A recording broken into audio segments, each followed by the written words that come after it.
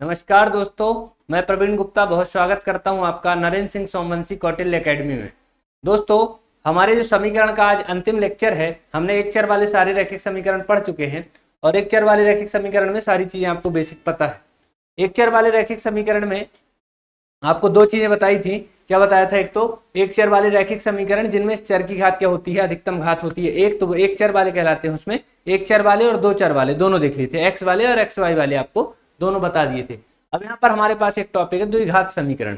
द्विघात समीकरण क्या होता है दोस्तों? बेसिक से हम देखेंगे कि इसमें क्या क्या चीजें हमको देखनी है। द्विघात समीकरण में बहुत बड़ी बात नहीं है, जैसे आपने अगर एक चर वाला रैखिक समीकरण पढ़ चुके हैं तो द्विघात समीकरण भी आपके लिए सामान्य स्तर के प्रश्न पूछेगा।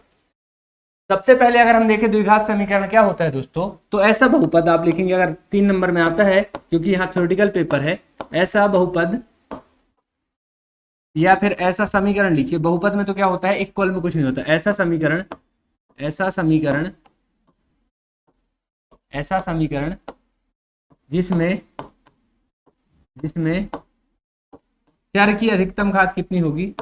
चर की अधिकतम घात 2 हो। अधिकतम घात 2 है। क्या है? अधिकतम घात 2 है, ठीक है ना। ये चर की घात 2 है जिसमें, तो चर की कितनी घात होनी चाहिए? 2 होनी चाहिए। तो द्विघात समीकरण हो गया, इसमें कोई बहुत बड़ी बात नहीं, कोई टेक्निकल। उसके बाद आता है गुणनखंड। तो गुणनखंड मैंने आपको बताया था बीजी गुणनखंड ही हमको पढ़ने हैं, हमको संख्याओं वाले गुणनखंड नहीं पढ़ने की। 24 के गुणनखंड, ये कक्षा 1-2 की चीजें हमको नहीं पढ़नी है। तो हमको क्या पढ़ना है? गुणनखंड जो पढ़ेंगे, बीजी गुणनखंड हम पढ़ेंगे। तो उसके अनुसार जैसे हम पढ़ते हैं x² - 2x + y, ऐसा करके +4, 2x + 4, इस तरह की गुणनखंडों की चीजें हम यहाँ पर अध्ययन करने जाएंगे कि इसके गुणनखंड कैसे होते हैं। और यही द्विघात समीकरण, तो यही इनके हल होंगे। द्विघात समीकरण के हल और गुणनखंड ये एक ही चीज होगी। तो चलिए चलते हैं द्विघात समीकरण में हमको क्या क्या देखने मिलेगा। द्विघात समीकरण की अगर मैं बात करूं तो इसका स्टैंडर्ड फॉर्म क्या होता है? तो इसका स्टैंडर्ड फॉर्म आप लिख लेंगे ax², क्या ax² + bx + c। क्या बोला मैंने? ax² + bx + c = 0। यहाँ पर ये द्विघात समीकरण का क्या होता है? मानक रूप होता है, ठीक है। तो मानक रूप अगर आपको पता चल गया तो द्विघात समीकरण में अभी आपको बहुत सारी छोटी छोटी चीजें भी देखने को मिलेंगी, ठीक है। तो द्विघात समीकरण में अगर ax² + bx + c अगर आपको देखने को मिलता है, तो द्विघात समीकरण में एक होते हैं मूल। क्या होते हैं? मूल। मूल अर्थात द्विघात समीकरण के जो हल हैं, क्या इस समीकरण को आपको हल करने को आएगा, किसी फॉर्म में लिखा होगा, जैसे लिखा होगा 3x² प्लस मान के लिए कुछ भी लिखा है 4x प्लस 2 = 0, अगर मान लीजिए ऐसा लिखा है, ठीक है। तो ये समीकरण आपको क्या होगा? हल करने को आएगा। तो इस समीकरण के जो हल होते हैं, इस समीकरण के जो हल होते हैं वही इसके गुणनखंड होते हैं। क्या होते हैं? गुणनखंड होते हैं। और वही इसके क्या होते हैं? मूल होते हैं। क्या होते हैं? मूल। समीकरण के मूल निकालिए। अगर आपको आ जाए मूल निकालिए, अर्थात इस समीकरण को हल करना है, ठीक है। तो समीकरण को हल जिस तरह से करना है वही समीकरण के मूल कहलाते हैं, ठीक है। तो द्विघात समीकरण का स्टैंडर्ड फॉर्म हो गया। द्विघात समीकरण के स्टैंडर्ड फॉर्म में क्या होते हैं? मूल। अब किसी भी द्विघात समीकरण के अधिकतम 2 मूल हो सकते हैं। कितने हो सकते हैं? 2 मूल हो सकते हैं। तो 2 मूल कौन कौन से होते हैं? एक तो होता है अल्फा, एक होता है बीटा, ठीक है। एक होता है अल्फा और एक होता है बीटा। तो अल्फा और बीटा किसी द्विघात समीकरण के 2 मूल हो सकते हैं। तो अल्फा और बीटा की वैल्यू हमको फाइंड करनी होती है, ठीक है। अल्फा और बीटा की वैल्यू फाइंड करनी होती है। तो इसमें आपको जो ax² + bx + c है, इसी से हमारे क्या निकलते हैं? अल्फा और बीटा। अब इस समीकरण को हल करने के लिए भी हमारे पास 2 विधियां आती हैं। कितनी विधियां आती हैं? 2 विधियां आती हैं। तो दोनों विधियों को आप यहाँ पर देखेंगे कि कौन कौन सी विधि आती है। इस समीकरण के हल को क्या बोलते हैं? समीकरण के मूल बोलते हैं, ठीक है। अब इसको हल करने की 2 विधियां, कौन सी? 2 विधियां, ठीक है। 2 विधियां कौन कौन सी आप यहाँ पर देखेंगे, ठीक है। 2 विधियों में आपके पास पहली विधि आती है गुणनखंड विधि। कौन सी विधि आती है? गुणनखंड विधि, ठीक है। गुणनखंड विधि, ये मूल जो है समीकरण का, यही समीकरण के क्या है? हल है। समीकरण का हल ही समीकरण का मूल है। पहली आती है गुणनखंड विधि और दूसरी विधि आती है सूत्र विधि। कौन सी? सूत्र विधि। इसको श्रीधराचार्य सूत्र बोलते हैं। क्या बोलते हैं? श्रीधराचार्य सूत्र। ठीक है, समीकरण में बहुत महत्वपूर्ण होता है श्रीधराचार्य सूत्र। तो आप लोग हमेशा इसको याद रखेंगे कि 3 नंबर में कभी आ जाए तो आप लिखेंगे द्विघात समीकरण को हल करने की विधि है, और इसका अभी मैं फॉर्मूला बताऊंगा, वो देखेंगे। ठीक है, तो समीकरण को हल कर द्विघात समीकरण को हल करने की कितनी विधियां हैं? 2 विधियां, एक तो है गुणनखंड विधि, एक है सूत्र विधि। ठीक है, दोनों विधियों पर सवाल के साथ चर्चा करेंगे। ठीक है, अब जो द्विघात समीकरण है तो इसमें क्या होता है, एक तो आता है मूलों का योगफल। इसमें मूल क्या है, जो x की वैल्यू है, द्विघात समीकरण में अधिकतम वैल्यू कितनी आ जाएंगी? 2 आ जाएंगी आपकी। कितनी आ जाएंगी? 2। x की एक वैल्यू आएगी और x की एक वैल्यू और आएगी। ठीक है, तो ये द्विघात समीकरण के आपके मूल कहलाते हैं। ठीक है, द्विघात समीकरण के मूल अगर ये कहलाते हैं आपके, तो यहाँ पर द्विघात समीकरण के जो मूल है इनका योग होता है। क्या होता है? योग होता है और गुणनफल होता है। ठीक है, तो इनका जो योग होता है, तो द्विघात समीकरण का मूलों का योग, क्या बोलते हैं? मूलों का योग। ठीक है, द्विघात समीकरण के मूलों का योग क्या होता है दोस्तों? तो अल्फा प्लस बीटा 2 मूल हैं, तो दोनों का योग लिखेंगे -b/a। क्या लिखते हैं? -b/a। ये द्विघात समीकरण के मूलों का योग होता है। ठीक है, द्विघात समीकरण के मूलों का योग हो गया। एक होता है गुणनफल। क्या होता है? गुणनफल। ये क्या होगा दोस्तों? गुणनफल ये होता है अल्फा इंटू बीटा। ये क्या होता है दोस्तों? c/a। क्या होता है? c/a। तो द्विघात समीकरण के मूलों का गुण आपको यहाँ पर योगफल और गुणनफल, ये दोनों चीज आपको पता होनी चाहिए। कभी सवाल में अगर पूछ लेता है तो ये दोनों चीज आपको ये भी मालूम होना चाहिए। एक दोस्तों आता है यहाँ पर, क्या आता है आपका? एक आता है आपका यहाँ पर विविक्त कर। क्या आता है? विविक्त कर। पहले सबसे पहले हम देख लेते हैं कि विधि में आपको जो है, सूत्र विधि में पहले गुणनखंड विधि आपको सवाल के साथ करा देंगे। जैसे मान के लिए गुणनखंड विधि का कोई सवाल लिखा है, x² प्लस 3x प्लस 2, ठीक है, बराबर 0। ये आपको गुणनखंड विधि से हल करना है। क्या करना है? गुणनखंड विधि से हल करना है। ठीक है, गुणनखंड विधि से, दोनों विधि से कर सकते हैं, पर अभी मैं आपको गुणनखंड विधि सिखा रहा हूं। इस सवाल को आपको गुणनखंड विधि से हल करना है।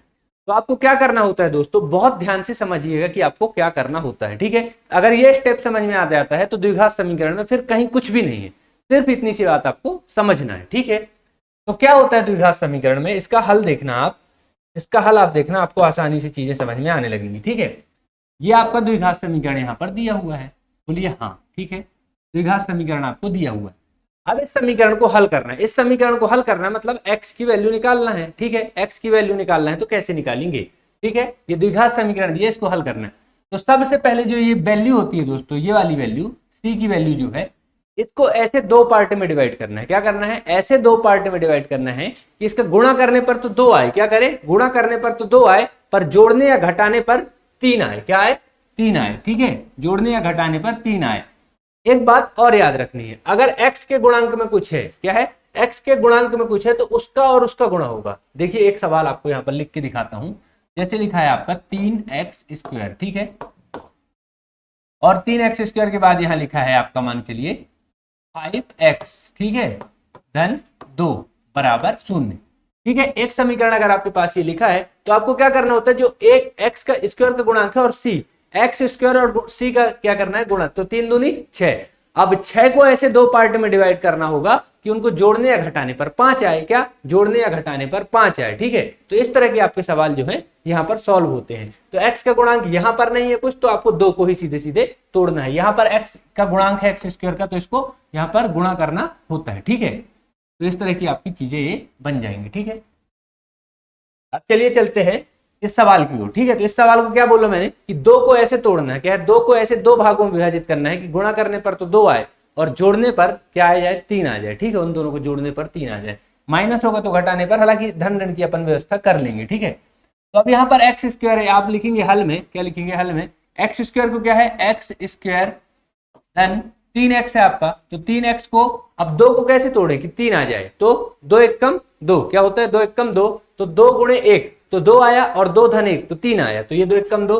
तो आप यहाँ पर क्या लिख सकते हैं? x लिख सकते हैं प्लस 2x लिख सकते हैं। भाई 2x और x को जोड़ेंगे 3x आ जाएगा, धन 2 को जो करते हैं लिख दो, बराबर 0 आ गया। ठीक है, अब इन दोनों में से क्या कॉमन ले सकते हो और इन दोनों में से क्या कॉमन ले सकते हो? तो पहले इन दोनों में से x कॉमन ले सकते हो। तो यहाँ क्या बचेगा? एक x कॉमन ले लिया, x² में से एक x बाहर गया तो एक x बचा, धन x तो बाहर ही चला गया तो 1 बचेगा केवल। ठीक है, x धन 1 आ गया। अब यहाँ पर लगाएंगे धन 2। अब इन दोनों में से क्या कॉमन ले सकते हो? 2, तो अंदर क्या बचेगा, यहाँ x बचा और यहाँ 2 के गुणे में 1 रहता है तो 1 बचेगा, ठीक है, बराबर 0। ये गुणा होता है, ठीक है, 2 1 कम 2, तो एज इट इज चीजें आ जानी चाहिए। अब ये x धन 1 यहाँ भी, x धन 1 यहाँ भी, तो इससे हम कॉमन ले लेंगे x धन 1। अब क्या बचेगा, x बचेगा और 2, तो x धन 2 बराबर 0। ये आपके समीकरण के क्या हो गए, 2 गुणनखंड हो गए, ठीक है। इन दोनों का गुणा करोगे तो यही प्राप्त होगा। गुणनखंड का क्या मतलब है कि उन दोनों का गुणा करें तो वही चीजें प्राप्त हो जाए, ठीक है। तो ये समीकरण के आपके हो गए हैं गुणनखंड। तो बहुत आसान सा है, गुणनखंड विधि बहुत कठिन नहीं है। थोड़े कठिन सवाल अगर आते हैं तब कठिन हो जाती है, ठीक है। सबसे पहले क्या किया मैंने, एक्स स्क्वायर धन 3x धन 2 लिखा था। 2 को ऐसे 2 भाग में डिवाइड करो कि उनका गुणा करने पर कितना आ जाए, 3 आ जाए, उनका जोड़ने पर 3 आ जाए और गुणा करने पर 2 हो। तो 2 में 1 का गुणा करेंगे तो 2 1 कम 2 और जोड़ने पर 3 आ गया, कोई दिक्कत नहीं, ठीक है।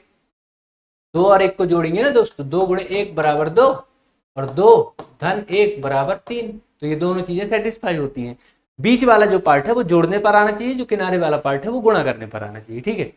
एक्स स्क्वायर धन x धन 2x धन 2 आ गया, ये चीजें आपकी सॉल्व हो गई, ठीक है।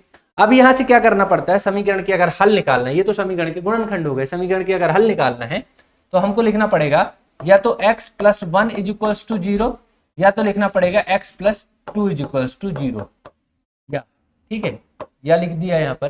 तो दोनों में से किसी एक के बराबर हो जाएगा आपका 0। तो अगर x + 1 बराबर 0 है, x + 1 बराबर 0, तो x की वैल्यू कितनी आएगी, -1। कितनी आएगी, -1, ठीक है। x की वैल्यू कितनी आएगी, -1। और यदि या x + 2 या x + 2 = 0 है, x की वैल्यू कितनी आएगी, वहां जाएगा तो -2 हो जाएगा, ठीक है।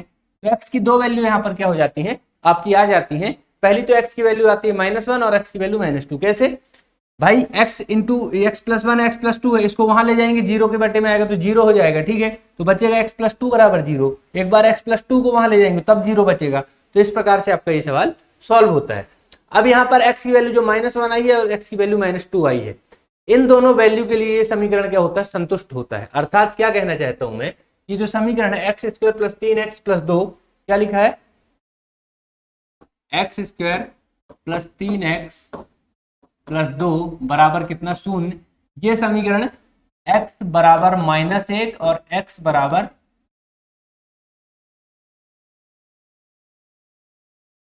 -1 और -2 के लिए क्या है, संतुष्ट होता है। मतलब अगर इस समीकरण में मैं x की वैल्यू -1 रखूं तो 0 आना चाहिए, इस समीकरण में x की वैल्यू -2 रखूं तो भी 0 आना चाहिए। जैसे रख के देखिए, -1⁻2, ठीक है, धन 3 गुणे -1 धन 2 बराबर कितना, 0। तो 1⁻2 1 ही आएगा। अगर माइनस में पावर है, माइनस में कोई संख्या और पावर 2 सम संख्या है, क्या है, पावर सम संख्या है, तो फिर वो प्लस में हो जाएगा, ठीक है। अब ऋण और धन का गुणा, ऋण 3 आएगा, 3 1 कम 3 धन 2 बराबर 0। 2 और 1 3 और 3 में से 3 गए तो 0। मतलब ये समीकरण क्या है हमारा, सही है। ये हमारी वैल्यू क्या है, सही है। अब 2 रख के भी देखोगे तो भी 0 आएगा। तो -2⁻2 धन 3 गुणे -2 धन 2 बराबर 0, ठीक है। तो ये आपका आ गया। अब 2 दूनी 4 आ गया आपका, ठीक है। धन ये 3 दूनी, यहाँ पर ऋण लिख लो क्योंकि अब धन ऋण का गुणा ऋण होगा। 3 दूनी 6 धन 2, 4 और 2 6 और 6 में से 6 गए तो 0। तो ये आपके समीकरण के लिए दोनों वैल्यू संतुष्ट करती हैं, अर्थात इस समीकरण के दोनों मूल सही है, ठीक है।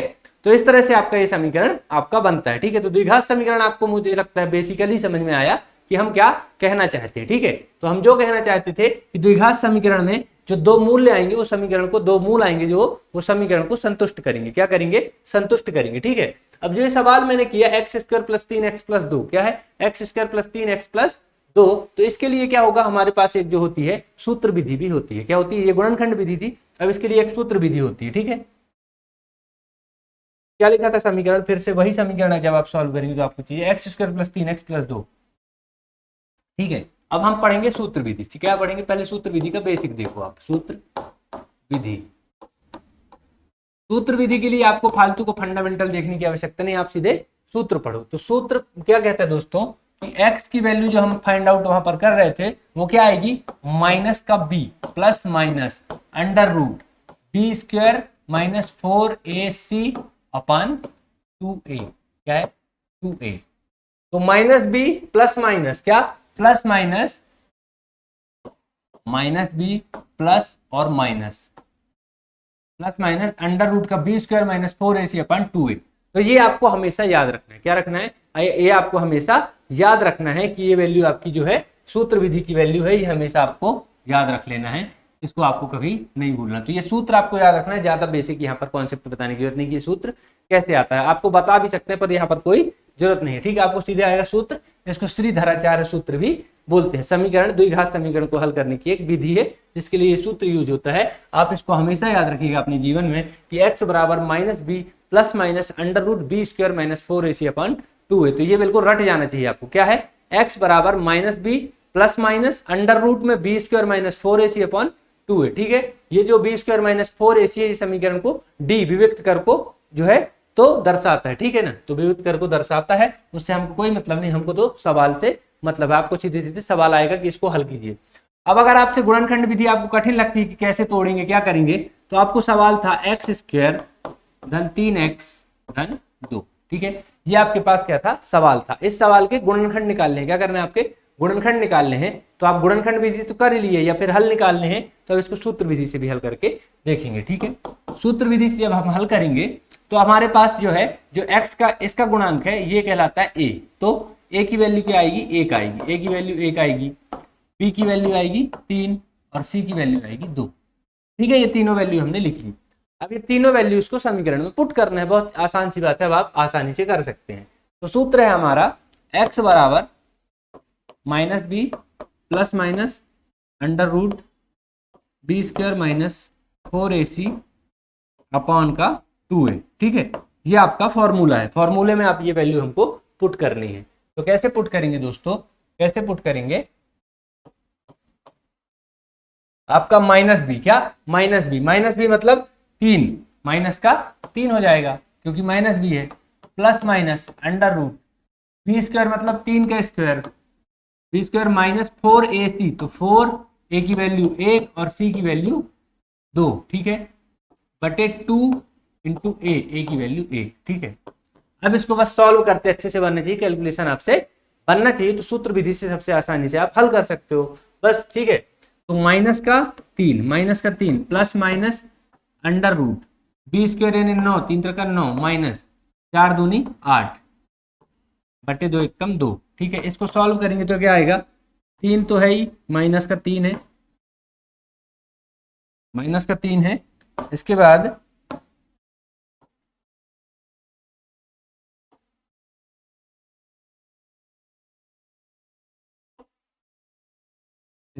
आप देखें कि -3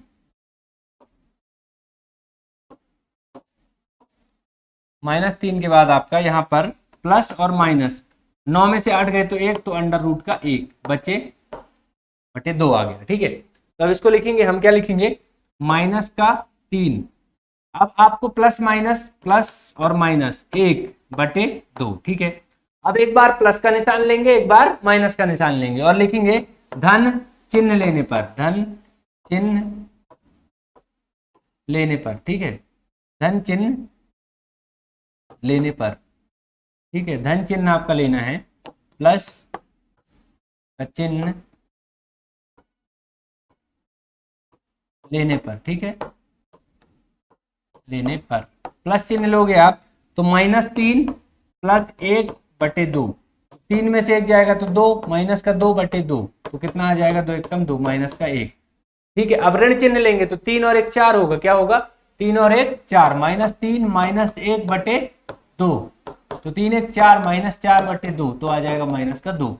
तो -1 और -2 पहले भी हमारे समीकरण का हल यही आया था, क्या आया था आपका -1 और -2। तो ये आपका यहाँ पर समीकरण का सॉल्यूशन होता है। तो श्रीधराचार्य सूत्र विधि आपको समझ में आई, क्या होता है श्रीधराचार्य सूत्र में कि हमको जो समीकरण दिया हुआ है द्विघात समीकरण, मान के लिए द्विघात समीकरण दिया हुआ है x square plus 2x plus 2, ठीक है। इस तरह का समीकरण अगर आपको दिया हुआ है और आपको कहता है कि इसके हल करिए, ठीक है, या तो आ जाएगा हल निकालिए या आ जाएगा गुणनखंड निकालिए, ठीक है। तो इसका हल निकालने का या गुणनखंड निकालने का एक सिंपल सा तरीका होता है आपका, सिंपल सा क्या होता है तरीका होता है, जिसके लिए हम 2 विधियों का इस्तेमाल कर रहे हैं। कौन सी 2 विधियां, एक तो आपकी गुणनखंड विधि है, एक आपकी सूत्र विधि। गुणनखंड विधि आपको बताया, इस सूत्र विधि है। ये सूत्र विधि में है, सूत्र आपको याद है अगर minus B plus minus under root B square minus 4ac upon 2a, ठीक है। अगर आपको ये याद है तो यहाँ पर जो एक्स स्क्वायर का गुणांक है वो a है, जो x का गुणांक है वो b है, और जो लास्ट में चर है वो c है, ठीक है। तो ये तीन वैल्यू अगर आपको याद हो गई, एक्स स्क्वायर बी का गुणांक plus minus B square minus 4ac, ठीक है। तो x का गुणांक, एक्स स्क्वायर का गुणांक a, x का गुणांक b, और जो अचर वैल्यू चर वैल्यू है वो है c है, ठीक है। अब x बराबर क्या आपका समीकरण बनता है, minus B plus minus under root में B square minus 4ac upon 2a। बस इसमें वैल्यूज को पुट कर दीजिए और सही कैलकुलेशन साइन कन्वेंशन को ध्यान में रखिए कि प्लस और माइनस कहां पे यूज हो रहा है। एक बार प्लस का साइन लीजिए तो वैल्यू आएगी, एक बार माइनस का साइन लीजिए तो वैल्यू आएगी, ठीक है। तो इस तरह के सवालों की क्या करना है, प्रैक्टिस करना है, और इस तरह के जितने सवाल प्रीवियस ईयर में आए हैं वो भी हमको देखने हैं। तो गुणनखंड यही है। गुणनखंड कहां तक निकल जाता है दोस्तों, गुणनखंड विधि से ही गुणनखंड निकलेगा। तो आप यहां पर देखोगे पिछले सवाल में जो हमने आपको पिछली मेथड बताई है यहां पर, ठीक है। तो यहां पर जो समीकरण आपको दिया था x square plus 3x plus 2, इसके क्या है, गुणनखंड निकालने को आएगा। या तो गुणनखंड निकालने को आएगा या तो हल निकालने को आएगा। अगर गुणनखंड निकालने को आए तो यहां तक सॉल्व कर देना, कहां तक कर देना, यहां तक कर देना, ठीक है। और लिख देना x प्लस 1 और x प्लस 2 समीकरण के दो गुणनखंड है, ठीक है। समीकरण के दो गुणनखंड है। और इसके बाद अगर सॉल्व करने को आए कि इस समीकरण के हल निकालिए, तो हल निकालने का मतलब है x की दो वैल्यू आएंगी, ठीक है। दो वैल्यू के लिए क्या करते हैं, x plus 1 is equal to 0 या x plus 1 x plus 2 is equal to 0। तो x की दो वैल्यू आ जाती हैं। ये जो दो वैल्यू आई हैं दोस्तों, क्या आई हैं, ये जो दो वैल्यू आई हैं, यहां पर देखना आप,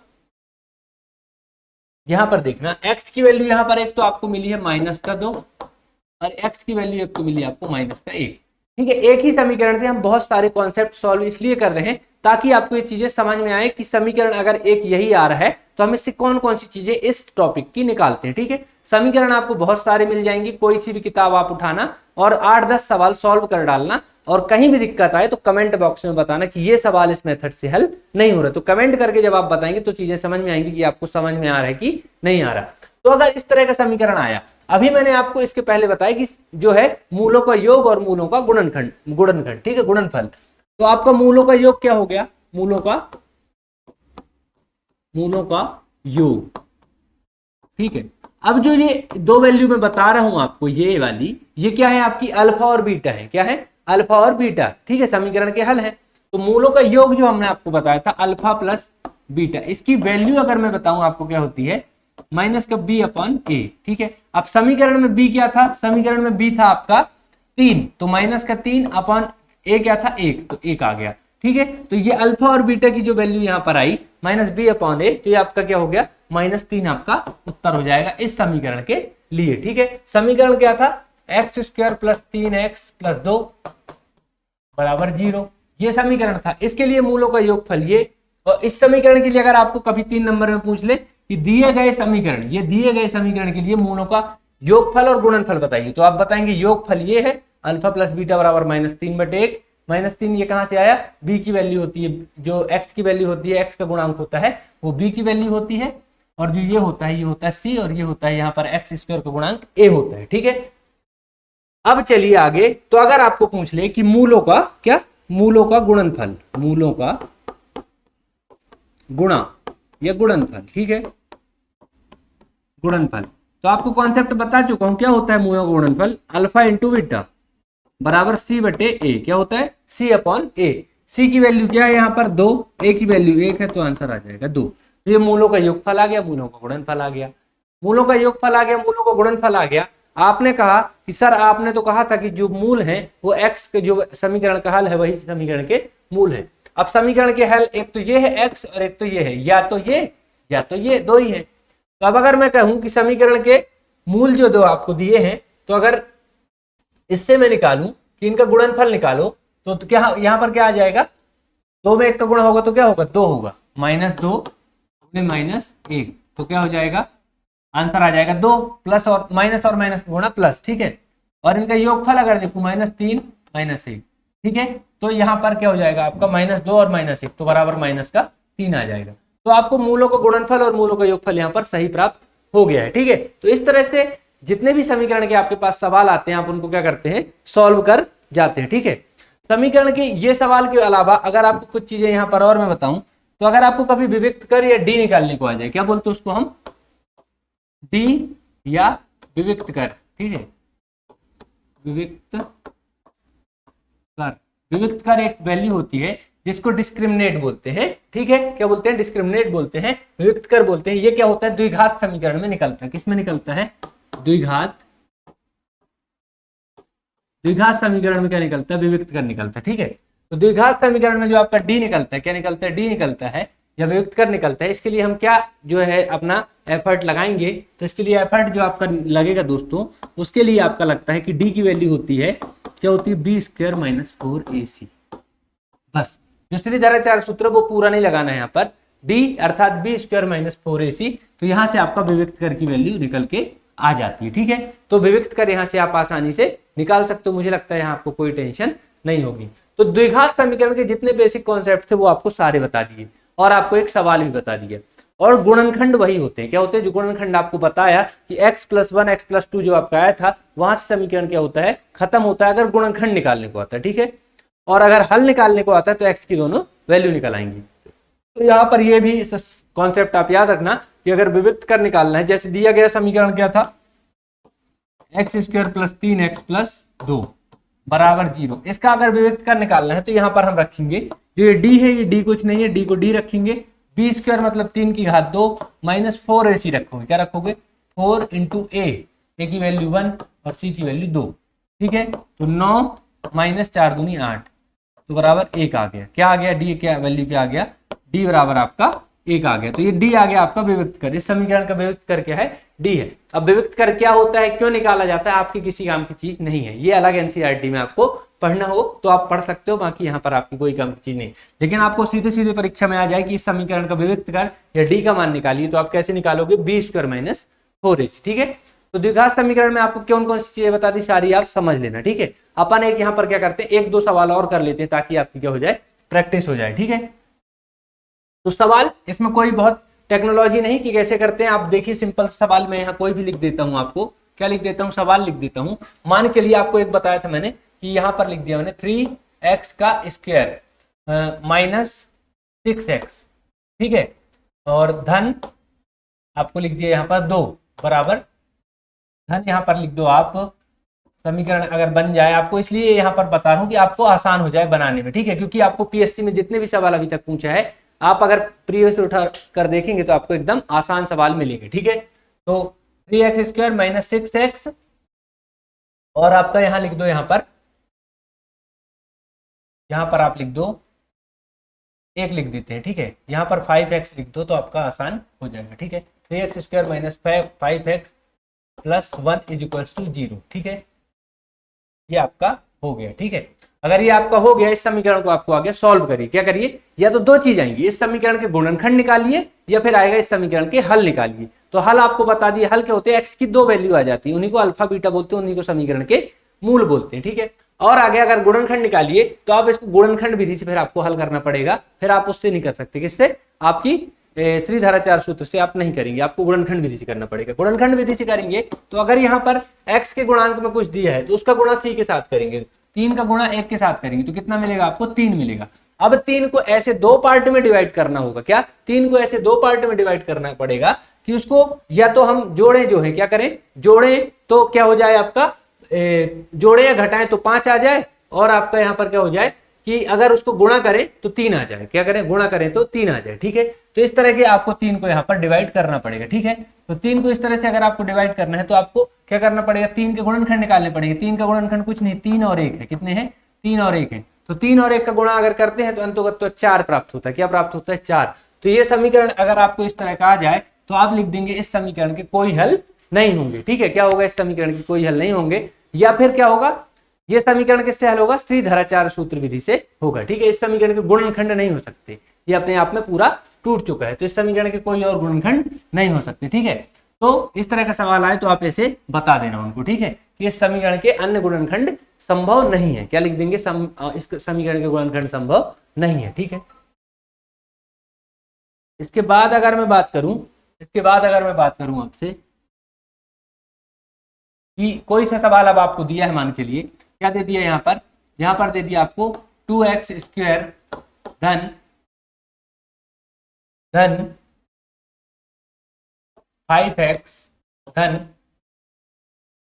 3 इज इक्वल टू 0। ठीक है, ऐसा आपको कोई सवाल दे दिया और आपसे बोला कि गुणनखंड निकालिए। ठीक है, ठीक है, अगर आपको गुणनखंड इसके निकालना है, यहाँ पर आप कर लो, आप क्या कर लो, यहाँ पर माइनस कर लो, क्या कर लो, माइनस। ठीक है, 2x square minus 5x plus 3 की आपको गुणनखंड निकालना है। ठीक है, तो अब आप कैसे निकालेंगे कि 3 में 2 का गुणा करेंगे, कितना आ जाएगा, 6 आ जाएगा। अब 6 को ऐसे दो पार्ट में डिवाइड करना है कि उसका गुणा करें तो कितना आ जाए, 6 आ जाए। 6 को दो ऐसे पार्ट में डिवाइड करो कि उन दोनों संख्याओं का गुणा 6 आ जाए, उनको जोड़े या घटाए तो 5 आ जाए। ठीक है, जोड़े या घटाए तो 5 आ जाए। तो 6 के लिए ऐसी दो संख्या, मान के चलो 3 गुणे 2 करते हो तो 6 आ जाता है। ठीक है, और 3 और 2 जोड़ोगे तो 5 आ जाएगा। तो यहाँ पर प्लस भी रख सकते हो और माइनस भी रख सकते हो। ठीक है, माइनस रखोगे तो ये दोनों संख्या यहाँ पर माइनस की रखना पड़ेगा, उसमें कोई दिक्कत नहीं, जैसा आपको करना। देखो, अगर माइनस रखोगे तो माइनस का 3x माइनस का 2x रख लेना, कोई टेंशन नहीं। ठीक है, अगर प्लस रख रहे हो तो प्लस का 3x प्लस का 2x रख लेना, तो यहाँ पर आपको ज्यादा दिक्कत नहीं है। ठीक है, क्योंकि ये समीकरण के हल, यहाँ पर क्या बोला मैंने, 5x धन 3। ठीक है, तो इस तरह से इस समीकरण को अब हम हल करेंगे, क्या करेंगे, हल करेंगे। ठीक है, एक्चुअली में क्या है कि समीकरण के जो फॉर्म है ना, वो बने बनाए सॉल्व करने के बाद आते हैं। अपन यहाँ पर क्या है कि कोई जो है सोर्स का उपयोग नहीं कर रहे, आपको समझाने के लिए कि आप किसी भी प्रकार के समीकरण को कैसे हल कर सकते हो। यहाँ मैं किसी किताब से उठा के अगर आपको सवाल सॉल्व करता तो आपको क्या होता कि समीकरण बने बनाए होते और उनके हल आसानी से हो जाते। अब यहाँ पर समीकरण में आपको खुद दे रहा हूं, तो आप उससे देख के समझ पा रहे हो कि उसके गुणनखंड संभव है कि नहीं, या फिर उसके यहाँ पर हल संभव है कि नहीं। ठीक है, इस तरह से आपको ये सॉल्व करना होता है। ठीक है, तो आपको यहां पर देखना, आप क्या है, 3 दूनी 6 आपको बता दिया और 6 के गुणनखंड भी बता दिया, 3 2 5। तो 2x स्क्वायर लिख लो धन 2x धन 3x धन 3 बराबर 0। ठीक है, हमेशा छोटे से बड़े में जाना, जैसे 2 तिहाई 6 होता है तो पहले 2x फिर 3x। ठीक है, तो उससे क्या होता है, कॉमन लेने में आसानी होती है। ठीक है, अब आप देखना एक चीज मेरी समझना कि ये 3 और 2x मिला के 5x होते हैं, और ये 3 और 2 इनका गुणा 6 होता है, और ये 3 और 2 का गुणा भी 6 होता है। तो ये आसान हो गया आपके लिए। ठीक है, अब यहां से क्या कॉमन ले सकते हो, दोनों में 2 इसमें भी है 2 इसमें भी है, क्या है, 2 यहां पर भी है और 2 यहां पर भी है, तो इन दोनों में से 2 कॉमन ले लो। x यहां पर भी है, x यहां पर भी है, तो x भी कॉमन ले लो। यहाँ पर x की घात 2 था, अर्थात एक x तो बचे ही होगा। यहाँ पर 2 और x दोनों बाहर ले लिया, क्या ले लिया, बाहर ले लिया, तो यहाँ पर 1 बचेगा। ठीक है, यहाँ पर 3 कॉमन है, 3 कॉमन है, तो धन का 3 कॉमन ले लो। यहाँ पर क्या बचा, अब x बचेगा, x, और यहाँ 3 के गुणे में किसी भी संख्या के 1 रहता है, तो 1 बचेगा बराबर 0। ये कॉमन लेते और सॉल्व करते तो मुझे लगता है आपसे बनता होगा। कैसे करते हैं कि 2x स्क्वायर और 2x, इन दोनों संख्याओं में से कुछ कॉमन लेना है, फिर इन दोनों में से कुछ कॉमन लेना है, क्योंकि गुणनखंड निकालना है। तो इसमें 2 है, इसमें 2 है, तो 2 बाहर ले लिया, इसमें x है, इसमें x है, तो x बाहर ले लिया। अब यहाँ पर क्या बचा, x की घात 2 था तो 1 x बचा, क्योंकि 1 तो बाहर ले लिया। यहाँ पर 2x पूरा बाहर ले लिया, तो यहाँ पर सिर्फ 1 बचा। ठीक है, अब यहाँ पर x धन 1 है और यहाँ पर 3 लिखा हुआ है। ठीक है, क्यों, क्योंकि यहाँ पर क्या है, x कॉमन है, यहाँ पर 3 कॉमन है, तो दोनों में से 3 को क्या कर लिया, बाहर ले लिया। अंदर क्या बचेगा, x, और यहाँ गुणे में 1, तो यहाँ पर 3 एकम 3। अब इन दोनों में x धन 1 कॉमन है, तो x धन 1 बाहर ले लो, क्या ले लो, x धन 1। अंदर क्या बचेगा, 2x धन 1 2 धन 3, तो 2x धन 3 ये बचे बराबर 0। ठीक है, ये समीकरण के क्या हो गए, गुणनखंड। ये दोनों समीकरण के 2 गुणनखंड है, अर्थात इन दोनों को गुणा करोगे तो आपको यही प्राप्त हो जाएगा। तो मुझे लगता है ये सब चीजें आपके लिए आसान है। क्या है, आपके लिए आसान है, आपको कोई टेंशन नहीं होगी। अब अगर समीकरण के हल पूछता है, क्या पूछता है, हल पूछता है, तो x धन 1 बराबर 0 या 2x धन 3 बराबर 0, तो x धन 1 बराबर 0 तो x बराबर ऋण 1, या फिर 2x बराबर ऋण 3 तो x बराबर ऋण 3 बटे 2। ठीक है, x बराबर ऋण 3 बटे 2। तो इस तरह से ये समीकरण के आपके क्या हो गए हैं, सॉल्यूशन हो गए, आपके हल हो गए। ठीक है, तो आप इस तरह से समीकरण को हल कर लीजिएगा, सॉल्व कर लीजिएगा। मुझे लगता है आपको यहाँ पर अब कोई दिक्कत नहीं होगी। क्या हो गया, 2x स्क्वायर धन 5x धन 3 बराबर 0, 2x स्क्वायर धन 2x धन 3, ये सारा समीकरण का हल हो गया। तो इस कोई सा भी समीकरण हो, इसको सेम प्रोसेस से हल करना है। त्रिधाराचार सूत्र पर तो आपको तब जाना है जब यहाँ पर गुणनखंड करना क्या हो जाए, कठिन हो जाए, क्या हो जाए, गुणनखंड करना कठिन हो जाए, आसान ना हो, तब आप श्रीधराचार्य सूत्र पर जाइएगा, वरना ये बहुत आसान है। देखो क्या करता हूं, 2 और 3 का गुणा 6 आया। अब 6 को ऐसे डिवाइड करना है कि वो दो संख्या लेके आनी है कि उनका गुणा करें तो 6 आए और जोड़े या घटाए तो 5 आए, जोड़े या घटाए तो 5 आए। तो 6 और 5 यहाँ पर आसान सी बात है, क्या है, आसानी सी बात है। तो आप इतना मेरे ख्याल से द्विघात समीकरण में सारी छोटी छोटी चीजें कर लेंगे, ठीक है। अगर ये द्विघात समीकरण में सारी छोटी छोटी चीजें आपसे बन जाती हैं, सारा द्विघात समीकरण और गुणनखंड का चैप्टर यहाँ पर खत्म होगा। इस तरह के जो सवाल आपको मिलेंगे, क्या, इस तरह के सवाल जो भी आपको मिलेंगे, आप उनको सारे सवालों को क्या कर देंगे, सॉल्व कर देंगे, ठीक है। तो सॉल्व कर देंगे, सॉल्व करने में आपको कोई दिक्कत नहीं। तो इस तरह के सवाल मैं आपसे ये कहना चाहता हूँ कि इस तरह के सवाल आप जो है जितने ज्यादा ही ज्यादा हो सके कहीं भी मिल जाए तो सॉल्व करना। और अगर आपको सवाल कहीं नहीं मिलते तो हमारे जो डिस्क्रिप्शन लिंक में टेलीग्राम चैनल की लिंक दी होगी, क्या होगी, टेलीग्राम चैनल की लिंक दी होगी, उससे आप क्या करना कि हमारे टेलीग्राम चैनल को ज्वाइन करना, वहां पर आपको सवाल मिल जाएंगे। मैं आपको वहां पर इसकी PDF डाल दूंगा, तो उससे आप सवाल सॉल्व कर सकते हो। जो सवाल आपसे ना बने तो आप कमेंट बॉक्स में बता सकते हो, तो उसको आपको बता दिया जाएगा, ठीक है। तो इस तरह का ये सवाल भी आपका बनता है। अगर द्विघात समीकरण में किसी और तरह का सवाल बन सकता है तो उसकी कोई संभावना नहीं कि किस तरह का बनेगा। यही एक स्टैंडर्ड फॉर्म है, क्या है, यही एक स्टैंडर्ड फॉर्म है जिसको मैंने बताया आपको, ax² धन bx धन c। तो इस स्टैंडर्ड फॉर्म से आपके सवाल बनते हैं और द्विघात समीकरण अपने आप में सॉल्व होते जाता है, ठीक है। अगर इतने तरह के सवाल आपके बन गए तो आप यहाँ पर क्या होता है कि ज्यादा किसी चैप्टर को खींचने की आवश्यकता नहीं, आपको मेनली गुणनखंड निकालते बन गया, श्रीधराचार्य सूत्र बन गया, तो वो आपका सोल्यूशन सॉल्व हो गया। आपसे वहां पर 3 विधि बताया था, कौन सी, प्रतिस्थापन विधि, वज्रगुणन विधि और प्रतिलोम विधि। तो अगर आप तीनों चीज कर लेते हैं तो क्या हो जाता है, आपका एक चर वाले रैखिक समीकरण भी सॉल्व हो जाते हैं। तो आपका यहाँ पर क्या क्या हमने पढ़ लिया था, हमने वहां पर पढ़ लिया था कौन से, एक चर वाले रैखिक समीकरण आपको खत्म हो चुके हैं, ठीक है। उसके बाद 2 चर वाले भी रैखिक समीकरण आपके खत्म हो चुके हैं। इसके बाद तीसरी चीज हमने आपको बता दी, द्विघात समीकरण,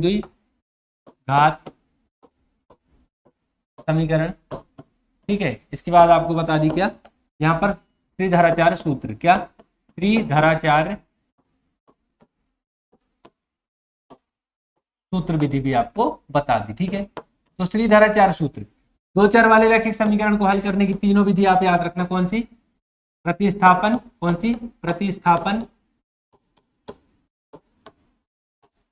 इसके बाद आप कौन सी याद रखना, विलोपन, कौन सी, विलोपन। ये 2 विधि बस याद रखना, आप वज्रगुणन याद मत रखना, वज्रगुणन विधि याद मत रखना।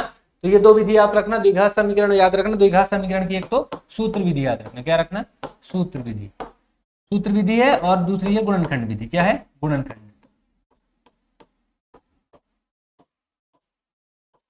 तो द्विघात समीकरण में आपको क्या क्या, यहाँ पर समीकरण वाले टॉपिक में आपको कौन कौन सी चीजें मिली हैं, आपको इतनी सारी चीजें मिली हैं, और ये सारी चीजें अगर आप सॉल्व कर लेते हो तो आपका समीकरण वाला टॉपिक क्या होता है, खत्म होता है। सिर्फ प्रैक्टिस की जरूरत है, क्या है, प्रैक्टिस की जरूरत है। और आपको इतनी ज्यादा प्रैक्टिस अब यहाँ पर रेगुलर कराना आसान नहीं होता, सारे टॉपिक आपको कवर करने होते हैं और समय सीमा भी एक बंधी हुई होती है। तो हमको क्या करना है, ये सारी चीजें कवर करना है। तो ये सारी चीजों का आपका बेसिक आपको पता हो गया। अब आपको जितने भी प्रीवियस ईयर क्वेश्चन मिलते हैं आप इन मेथड से सॉल्व करके देखिएगा, आप विश्वास मानिए आपको सबके सॉल्यूशन मिल जाएंगे। क्या मिल जाएंगे, सबके सॉल्यूशन मिल जाएंगे। तो आप यहाँ पर लोड बिल्कुल मत लीजिएगा। एक जो आपके जो 2 चर वाले रैखिक समीकरण, उसमें जो समीकरण आपके बनते हैं जो इबारत वाले हैं वो भी आपको बताए जा चुके हैं। तो बस इतनी चीजें आप पढ़ लीजिएगा, इसका बेसिक कॉन्सेप्ट आप बार बार वीडियो में देखिएगा, फिर कहीं से भी आप कोई सा भी सवाल जो है सॉल्व कर सकते हैं, आप सॉल्व करके देखिएगा, ठीक है। तो कौन कौन सी चीजें, प्रतिस्थापन, विलोपन, सूत्र विधि, गुणनखंड विधि, ये चारों पांचों चीज आप देख करके आपके सारे सवाल जो है हल कर सकते हैं, ठीक है। तो आपका यहाँ पर समीकरण वाला टॉपिक क्या होता है, समाप्त होता है समीकरण एवं गुणनखंड वाला।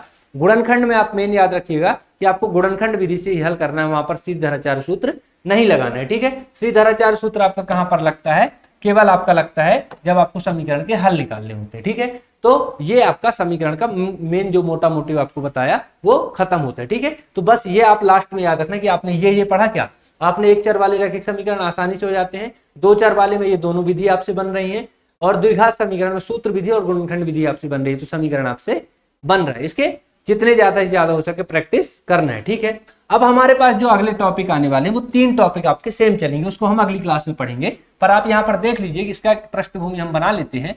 आपके पास कौन सा प्रतिशत, क्या प्रतिशत, फिर इसके बाद लाभ एवं हानि, कौन सा लाभ एवं हानि, लाभ एवं हानि, और आपका क्या होता है चक्रवृद्धि ब्याज, साधारण ब्याज एवं चक्रवृद्धि ब्याज। क्या है साधारण एवं चक्रवृद्धि ब्याज, चक्रवृद्धि ब्याज। ये 3 टॉपिक हम आपको अब अगले जो है 5 लेक्चर, 5 से 6 लेक्चर में ये 3 टॉपिक एक साथ आपके खत्म होंगे। ये इसलिए आपको बता रहा हूं एक साथ खत्म होंगे क्योंकि जब आपको प्रतिशत पढ़ाऊंगा ना तो आप चीजें याद रखिएगा, वहां पर लाभ एवं हानि वाले भी प्रश्न घुसे हुए होते हैं, वहीं पर समाहित होते हैं ब्याज वाले भी प्रश्न, क्योंकि दर है, प्रतिशत है, ये सारी चीजें एक साथ चलती हैं। तो ये तीनों लेक्चर एक साथ मिला के 5 से 6 लेक्चर में हम खत्म करेंगे और जितने प्रश्न यहाँ पर बन सकेंगे, जितने प्रकार के प्रश्न बन सकेंगे, आप यहाँ पर ये मत देखा करो कि हम कितने प्रश्न सॉल्व कर रहे हैं, कितने प्रकार के प्रश्न सॉल्व कर रहे हैं ये देखो। क्योंकि यहाँ पर अगर कोई भी ब्याज में, यहाँ पर प्रतिशत में कोई भी प्रश्न बनता है, जैसे पास फेल वाला बनता है, पास फेल वाला बनता है, चुनाव वाला बनता है, चुनाव वाला बनता है, फिर यहाँ पर हानि लाभ वाला बनता है, जो भी प्रश्न आपका बनता है उस प्रकार के प्रश्न हम सॉल्व करें तो फिर उस प्रकार के आप सारे प्रश्न हल कर सकते हो। तो हम यहाँ पर कितने हैं टाइप देखते हैं कि हम कितने टाइप के प्रश्न यहाँ पर हल कर रहे हैं, ठीक है। तो ये आपके सारे लेक्चर यहाँ पर चलेंगे। तो कल प्रतिशत से शुरुआत हम क्या करेंगे, प्रतिशत से शुरुआत करेंगे, जिसमें आपको सारी चीजें प्रतिशत से संबंधित मिलेंगी। तो मिलते हैं अगले लेक्चर में, और यहाँ पर ये समीकरण एवं गुणनखंड वाला टॉपिक खत्म होता है। वीडियो को लाइक और शेयर जरूर करें। बहुत बहुत धन्यवाद।